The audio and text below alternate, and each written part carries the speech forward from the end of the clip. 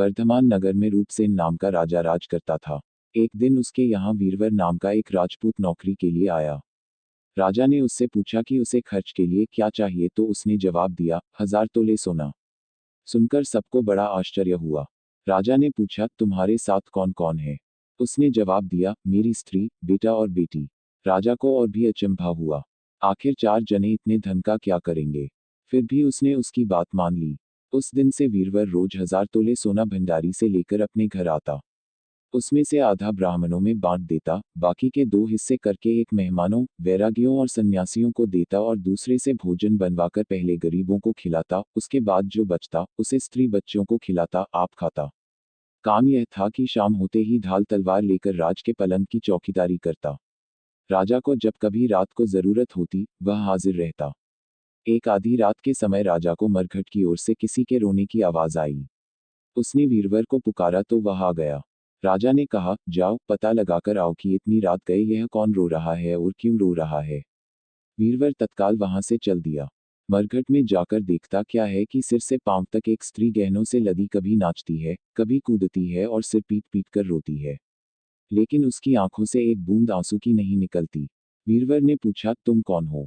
क्यों रोती हो? उसने कहा, मैं राजलक्ष्मी हूँ। रोती इसलिए हूँ कि राजा विक्रम के घर में खोटे काम होते हैं, इसलिए वहां दरिद्रता का डेरा पड़ने वाला है। मैं वहां से चली जाऊंगी और राजा दुखी होकर 1 महीने में मर जाएगा। सुनकर वीरवर ने पूछा, इससे बचने का कोई उपाय है? स्त्री बोली, हाँ है।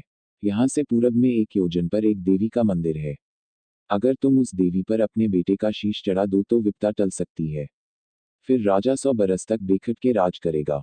वीरवर घर आया और अपनी स्त्री को जगाकर सब हाल कहा। स्त्री ने बेटे को जगाया, बेटी भी जाग पड़ी।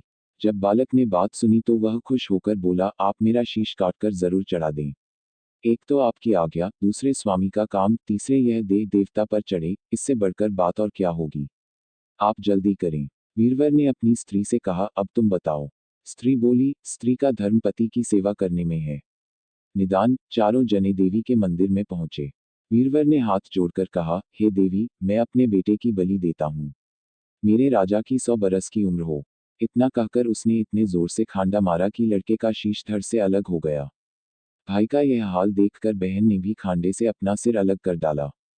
बेटा बेटी चले गए तो दूध की माँ ने भी उन्हीं का रास्ता पकड़ा और अपनी गर्दन काट दी। वीरवर ने सोचा कि घर में कोई नहीं रहा तो मैं ही जीकर क्या करूंगा। उसने भी अपना सिर काट डाला। राजा को जब यह मालूम हुआ तो वह वहां आया। उसे बड़ा दुख हुआ कि उसके लिए 4 प्राणियों की जान चली गई। वह सोचने लगा कि ऐसा राज करने से धिक्कार है। यह सोच उसने तलवार उठा ली और जैसे ही अपना सिर काटने को हुआ कि देवी ने प्रकट होकर उसका हाथ पकड़ लिया। बोली, राजन, मैं तेरे साहस से प्रसन्न हूँ। तू जो वर मांगेगा सो दूंगी। राजा ने कहा, देवी तुम प्रसन्न हो तो इन 4 को जिला दो। देवी ने अमृत छिड़ककर उन 4 को फिर से जिला दिया। इतना कहकर बेताल बोला, राजा बताओ सबसे ज्यादा पुण्य किसका हुआ?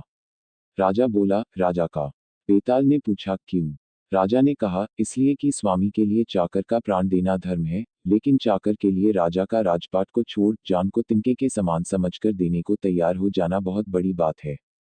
यह सुन बेताल गायब हो गया और पेड़ पर जा लटका।